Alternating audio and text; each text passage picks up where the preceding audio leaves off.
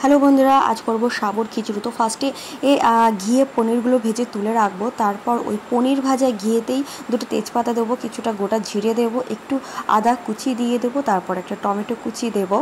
এরপর কেটে রাখা সবজি যেমন আলু, বটবটি ও গাজর নিয়েছি। তো তোমরা যেমন খুশি ইচ্ছা সবজি নিতে পারো। আমার ঘরে এগুলোই ছিল তাই আমি এগুলোই ব্যবহার করেছি। তো এরপর আমি এখানে নুন দিয়ে দেবো। যদি এটা একাদশীর দিন রান্না করছি না তাই আমি নর্মাল নুন দিয়েছি, নাহলে আমি সন্দক লবণ ব্যবহার করি। তো এখানে হলুদ ব্যবহার করছি না আমি। তারপর দুটো চেরা কাঁচা লঙ্কা দেবো, তোমরা যেমন ঝাল খাবে তেমন দেবে। তো সবজিগুলো ভাজা ভাজা হলে একটু জল দিয়ে দেবো।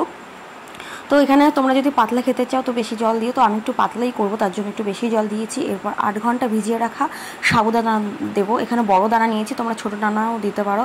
তো আমার কাছে খুবই ভালো লাগে এই বড় দানার সাবু খিচুড়ি খেতে। তারপর ভেজে রাখা যে পনিরগুলো ছিল সেগুলো দিয়ে দেবো। দেওয়ার পর একটু ঢেকে রাখবো। ঢেকে দেওয়ার পর দেখতেই পাচ্ছ তোমরা কেমন হয়েছে।